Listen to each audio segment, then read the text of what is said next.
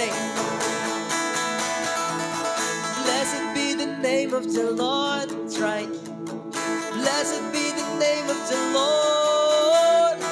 Blessed be the name of the Lord, the Most High.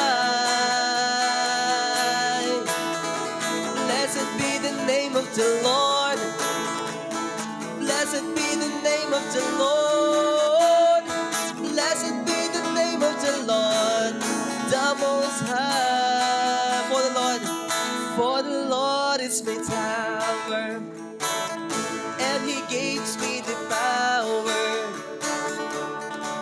to tear down the works of the enemy. In a difficult hour, He will crush the devourer and bring the powers of darkness underneath my feet. And bring the powers of darkness underneath my feet.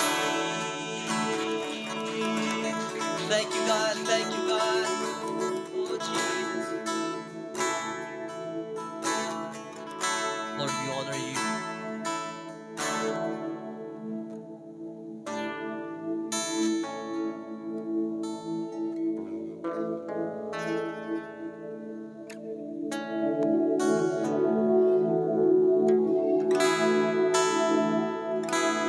Sing. You are forever in my life. You see me through.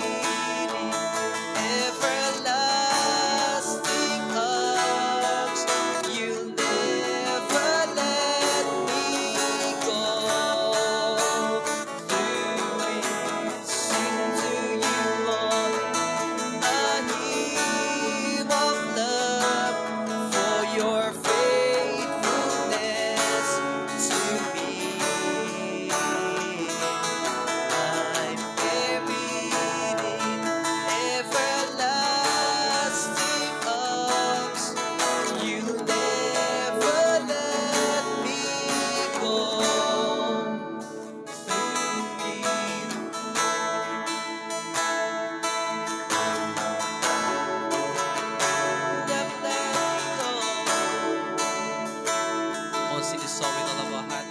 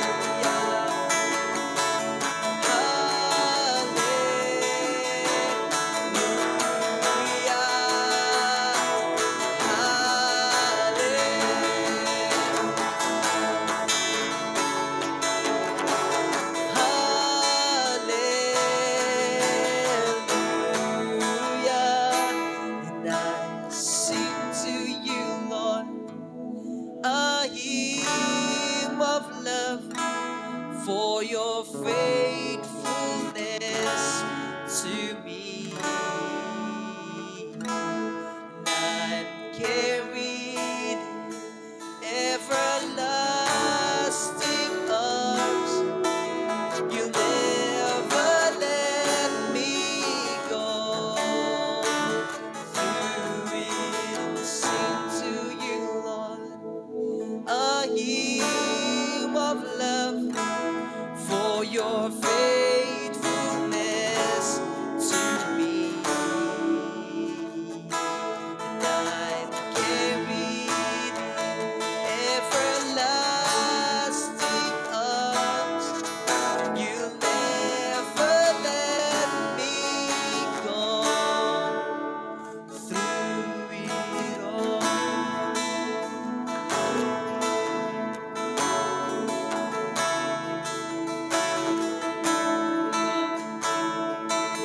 one last time, let's sing hallelujah for God.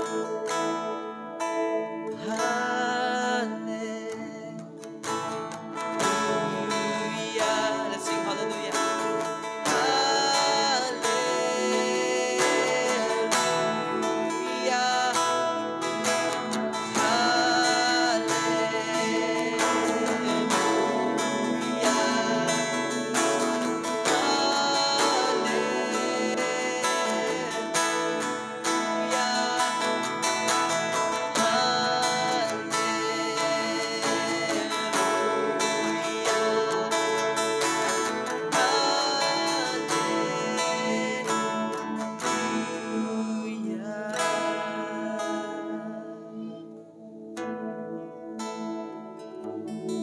Lord, we just want to say thank you for this day.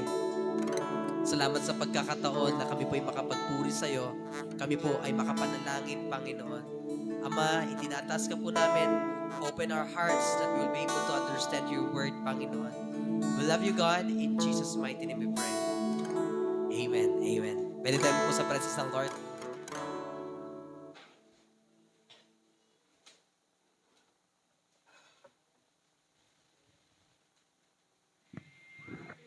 Yeah, okay. God is good. And all the time. Alam niyo po, ito pag-aaralan natin ay isa sa bagay na nawawala when it comes sa pamilya, when it comes sa church. Kasi ang iba, gusto nilang mapag-isa, gusto nila lang mag-cellphone, gusto nila na gawin yung gusto na nilang gawin. Pero alam niyo po, kapag ito nagawa po natin na turo ng Bible, mas gaganda yung buhay natin. Ano ba yung ibig sabihin ng doing life together? Okay? So, ang pamagat ng ituturo ko for tonight, doing life together. Sabihin nga po natin, doing life together. Yung bang sama-sama tayong gumagawa ng isang bagay, sama-sama tayong nagpapalakasan, sama-sama tayong ginagawa ang part natin sa ating Panginoon. So, in Acts chapter 2, verse 42, the Bible says, they devoted themselves to the apostles' teaching and to fellowship, to the breaking of bread and to prayer. Ulitin ko, sabi ng verse 42, they devoted themselves to the apostles' teaching and to the fellowship, to the breaking of bread and to prayer. So kung titignan natin dito, ang mga Kristiyano nung unang panahon, ang ginagawa po nila, nagtutulungan sila. Sama-sama silang nagtutulungan para gawin ang part nila. Tingnan natin ito. Being devoted to something means being focused on that particular thing or almost exclusively, okay? So, or dedicated to do something. So, ang sinasabi niyang devoted, na kapag ikaw po ay devoted sa isang bagay, kahit ano pang distraction na mangyayari sa'yo, kahit ano pang sabihin ng mga tao sa'yo, kasi devoted ka na dito, hindi ka magigiba. Okay? Nakafocus ka sa isang bagay. Na kahit ano pang dumating na isang bagay na dumating na problema sa'yo, kapag devoted ka sa isang bagay, gagawin mo lahat ng pagkakataon para maparangalan mo ang Lord. Are you getting my point? Amen po ba? So, dito sa part na ito mga kapatid, in-encourage tayo ng Bible na sabi ng binasa natin, magkaroon tayo ng devoted part or devoted, okay? Maging deboto tayo. Sabihin mo nga, deboto. Okay? Maging deboto tayo sa ating Panginoon. So, number 1 na I want to share with you, ang mga Kristiyano nung unang Panginoon, they devoted themselves to apostles' teaching. Anong sinasabi dito mga kapatid? Na ang mga Kristiyano nung unang panahon, nakikinig sila sa turo ng kanilang mga leaders. Nakikinig sila, hindi lang sila nakikinig, isinasagawa nila.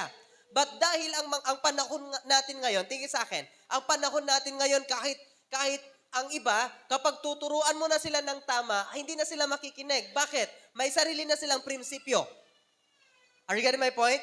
May sarili na silang kagustuhan. Kaya kahit anong pilit mo na ibato, kahit anong pilit mo na ituro sa kanila ang salita ng Diyos, hindi sila makikinig. Okay? Why? Kasi nga, meron nang nakatanim sa kanila. Ito na yung gusto nila. Kaya unang-una na ginawa ng mga Kristiyano noong unang panahon, sa part ni Apostol Pablo, i-devote nila yung sarili nila sa pakikinig sa turo ng kanilang mga leaders. Sa turo ng kanilang mga pastors. Sa turo ng mga apostles. Okay? Kaya they are called disciples that time ng Panginoon kasi nakikinig sila. Ang totoong disipulo ng Panginoon nakikinig. Amen po ba? Amen po ba? Na kahit anong distraction, kasi devoted ka na makinig, kahit anong distraction ngayong araw na ito, hindi ka mawawala, hindi ka madidistract. Kasi nga, nakikinig ka sa itinuturo sa'yo. Gaya ng tinuturo ko ngayon sa inyo. Okay? Ang unang ginawa nila, they devoted themselves na makinig sa mga itinuturo ng kanilang mga leaders. Amen? Sabihin mo sa iyong katabi, makinig ka lang. Okay? Ang kailangan po natin, sabi ng Bible sa Romans 10 verse 17, okay? Ang pakikinig daw po ng salita ng Diyos, ang pakikinig ng salita ng Diyos, nagsisimula ang pananampalataya. Kaya kapag ikaw po ay hindi ka madalas nakikinig ng salita ng Diyos, hindi ka nagbabasa ng salita ng Diyos, ang pananampalataya mo ampaw. Yung bang ang isang problema lang dumating sa'yo, ang bilis mong mawala. Okay? Kasi ampaw ka pagdating sa pananampalataya. Isa lang na problema na dumating sa'yo, nakikipagsuntukan ka na. Kasi nga, ang pananampalataya mo sa Diyos, ang pananaw mo sa Diyos, ampaw, maliit. Okay? Kasi wala tayong pakikinig, wala tayong time sa pakikinig sa salita ng Diyos. Kaya, encourage tayo ng Bible, mga kapatid, ngayong gabi, kailangan nating makinig all the time ng turo ng ating pastor. Amen po ba? Turo ng ating mga cell group leaders. Turo ng inyong mga nanay at tatay. Kailangan nyong makinig. Tinuturo po nila. Number 2, na makikita natin, they devoted themselves to fellowship. Kasi nga ang mga tao ngayon, sabi ko nga sa inyo, ang mga tao ngayon, they don't like fellowship. Ang gusto nila, kapag meron mang fellowship, yung kainan. Okay? Yun ang gusto nilang puntahan kapag merong kainan. Sino dito gustong-gustong pumunta ng kainan pero ayaw pumunta sa church? Ha, di ba? Kapag may kainan, andun ka lahat. Parang always present ka. Pero pagdating sa church, okay lang na mag-absent. Pero alam niyo po ba, ang mga Kristiyano nung unang panahon, tingnan niyo ito they devoted themselves to fellowship. Gaya nito, na kahit sila'y pagod na, kung babasahin niyo pa sa Acts chapter 2 verse, susunod na mga verses, araw-araw. Sabi niyo nga po, araw-araw. Araw-araw po silang nagkikita sa templo ng Diyos. Araw-araw po silang nagpapalakasan. Araw-araw silang nagkikita. Pero tayo pagdating ng Wednesday, parang agsasadot tayo pa yung amapan. Ayaw nating pumunta. Or something like, kapag pupunta ka, okay lang na malate ka. Kung pupunta ka, okay lang na hindi mo ibigay yung best mo. Okay? Are you getting my point? Amen? Amen po ba? Kaya ngayon, pinapaalalahanan tayo ng Lord, mga kapatid. We need to devote ourselves to fellowship. Ano yung tao? Okay? We need to devote ourselves into fellowship. Sabihin nyo nga po, fellowship. Okay? One more time. Sabihin natin, fellowship. Okay? Ang fellowship, mga kapatid, yung bang meron tayong togetherness. Yung sama-sama tayo. Nagpapalakasan talaga tayo. Amen? Kaya maganda po na kapag ikaw po ay meron kang kasamang nagpapalakas sa'yo. Ang tunay na kaibigan, tingnan sa akin, ang tunay na kaibigan ay hindi yung sasamahan ka sa lahat ng gagawin mo. Hindi yan ang tunay na kaibigan. Ang tunay na kaibigan ay yung magagalit sa'yo kapag may ginagawa kang mali. Yung magpapatigil sa'yo kapag may ginagawa kang mali. Yung magre-rebuke sa'yo, yung patuloy na nagagalit sa'yo, yun ang tunay na kaibigan. Pero kapag yung kaibigan mo, tinotolerate ka na gawin yung maling ginagawa mo, hindi yun totoong kaibigan. Amen po ba? Kaya when you want some fellowship, yung fellowship na ang Panginoon ang naitataas, dapat yun yung meron sa atin. Gaya nito, wala tayong ibang itinataas kundi ang Panginoon. Amen po ba? Amen po ba? Sabi mo sa iyong katabi, kumusta ang fellowship mo naman kay Lord? Hello? Kumusta ang fellowship natin with our co-believers? Kailangan din po natin ng fellowship, makipagpalakasan tayo sa ibang kasamahan nating mga Kristiyano. Kailangan po natin yon. Wala pong sabi ng isang kanta, walang sinuman ang nabubuhay para sa sarili lamang. Okay? Ulitin ko walang sinuman ang nabubuhay para sa sarili lamang. Kailangan pa rin natin ang bawat isa. Meron isang story or meron isang panood, I think ang title niya is isang tao, parang gano'n, isang tao sa isang island. Okay? Kapag ikaw po ay napadpad ka sa isang island na wala kang kausap, mababaliw ka talaga. Okay? Hello? Ganun po yung story noon. Na itong story na ito, itong isang lalaki na ito, sa kanyang pagpunta sa isang place, gamit-gamit ang isang eroplano. Ang eroplano po nila ay nag-crash, o yung jet na sinasakyan niya nag-crash at napunta siya sa isang isla na walang katao-tao. Okay? So, ang nangyari sa kanya, mga kapatid, medyo nababaliw na siya. Kasi wala nga siyang magawa, kundi kausapin lang ang kanyang sarili. Okay? Kaya sabi rin, no man is an island. Kapag nag-iisa ka, delikado ka. So, kailangan po natin ng fellowship all the time. Kaya kapag ikaw po ay isang tao na anak ng Diyos, kailangan mo rin makipag-fellowship sa iba. Amen po ba? Huwag ka lang sa loob ng bahay. Huwag ka lang nagse-cellphone palagi. Mas lalo kang mabuboring. Kailangan mong nagpapalakas sa'yo. Kailangan mo ng fellowship. Sabihin nga po natin, fellowship. Gaya nito, cell group fellowship, prayer meeting fellowship, Sunday fellowship, okay? Basketball fellowship. Kailangan pa rin natin yung mga yun.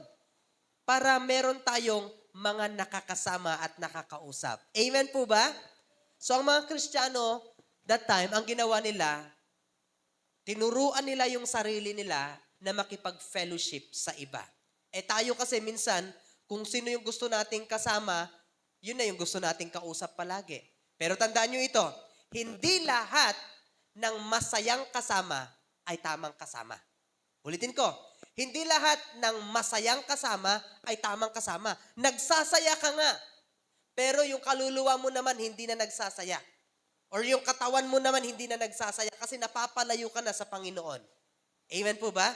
So kailangan mo ring bantayan kung sino ang mga nakakasama mo. Number 3, ang ginawa ng mga Kristiyano, they devoted themselves to breaking of bread. Sabihin nyo nga po, breaking of bread.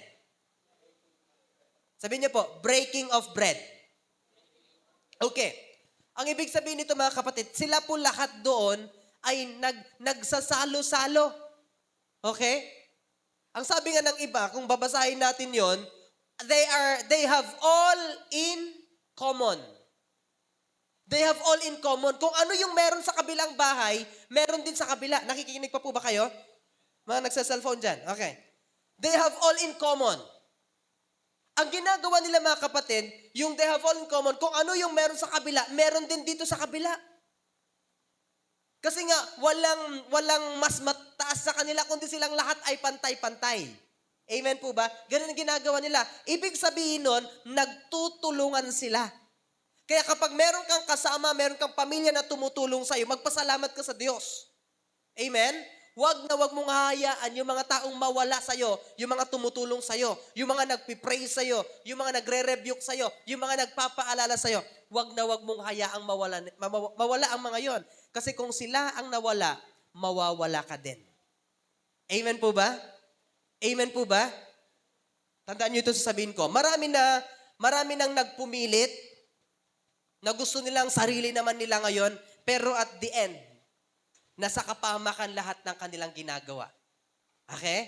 Nasa kapahamakan ang kanilang nagagawa.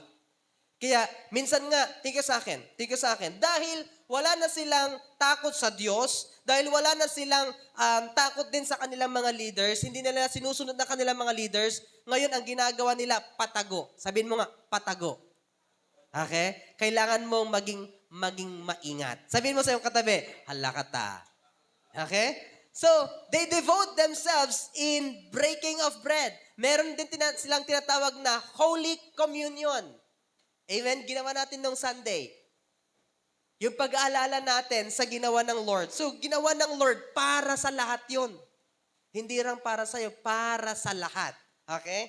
Number 4 na ginawa po nila, gaya ng gagawin natin mamaya, they devoted themselves to prayer. Kaya tatanungin ko po kayo, kumusta pananalangin ninyo? Hello? Kumusta ang pananalangin ninyo mga kapatid? Kasi kung hindi kayo nananalangin, you are dying spiritually. Okay? Namamatay tayo spiritually kung hindi tayo nananalangin. Kahit sabihin mong buhay na buhay ka, patay ka pa rin spiritually. Amen po ba? Kaya ang mga Kristiyano nung ginawa nila, tinuruan nila ang kanilang mga sarili na palaging manalangin. Tingka sa akin. Kung hindi ka na nananalangin, nagtitiwala sa sarili mo. Ulitin ko kung hindi ka na nananalangin, nagtitiwala ka na lang sa sarili mo. Pero kapag ikaw po ay nananalangin palagi, nagtitiwala ka na ang Diyos ang siyang gagabay sa'yo.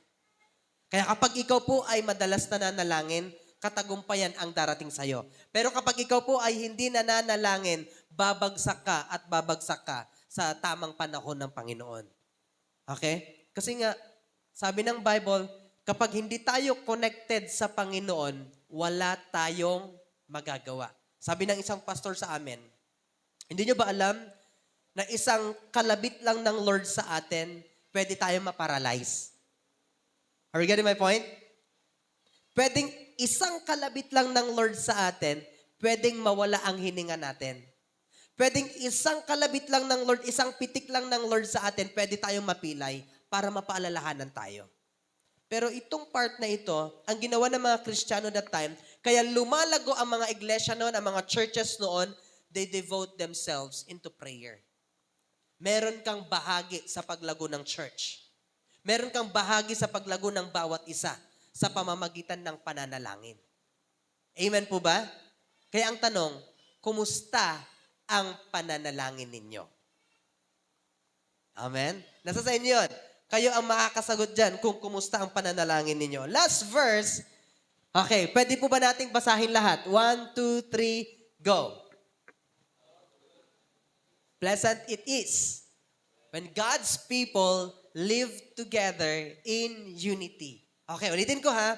Sabi sa Tagalog, napakagandang pagmasdan na ang mga anak ng Diyos ay nagsasama-sama ng merong unity, merong pagkakaisa. Ano mangyayari sa loob ng tahanan ninyo mga kapatid kapag nag-aaway-away kayo? Hindi masaya. Tama? Ano mangyayari sa loob ng tahanan ninyo kapag hindi kayo sama-samang kumakain? Hindi ulit masaya. Ano mangyayari sa tahanan ninyo kapag may sarili kayong mundo dahil sa cellphone? Hindi masaya. Pero anong mangyayari sa pamilya ninyo na kahit ang ulam nyo ay tuyo at noodles, pero sama-sama kayo? Masaya. Are you getting my point?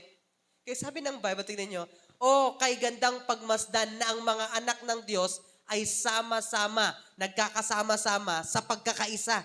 So dapat magsama-sama tayo palagi sa pananalangin. Amen po ba?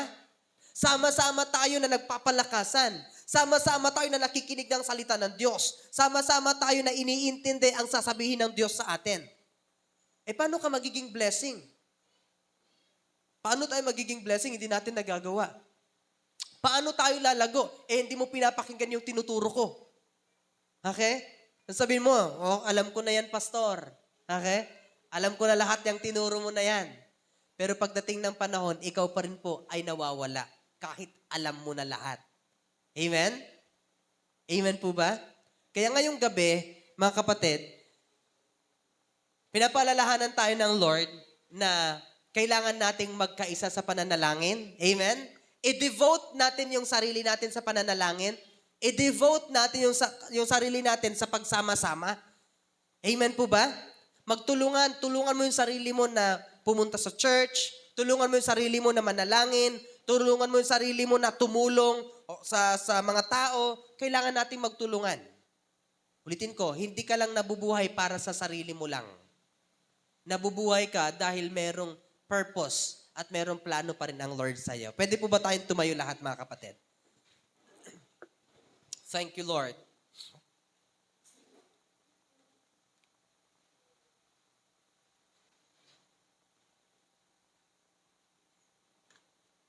Thank you, Lord. Let's pray. Father, na nakita po namin ang kahalagahan ng doing life together. Nakita po namin ang kahalagahan ng pagsasama-sama. Nakita po namin ang kahalagahan, Panginoon, ng ginagawa niyo po at ginawa ng mga unang Kristiyano noong unang panahon. Sila po yung nagsama-sama, nagpapalakasan o Diyos. Lord, sa oras po na ito, tulungan niyo po kami. Itong church na ito, kaming lahat ay sama-sama nagagampanan ang pagkatawag niyo sa amin. Walang nag-iisa, walang mawawala, walang magkakampi-kampihan, walang nagbabahagian, Panginoon, kundi patuloy kaming nagkakaisa. Patuloy kaming sama-sama para parangalan ka at para itaas ka, Panginoon. Marami pong salamat sa iyong mga salita na amin pong napakinggan ngayong gabi. Itatak niyo po sa aming puso at isipan. Naway andun po na may apply po namin sa aming pamumuhay. Lord, we just want to say thank you for everything na ginagawa niyo po sa aming buhay. We love you, God. In Jesus' mighty name we pray. Amen. Amen. Okay?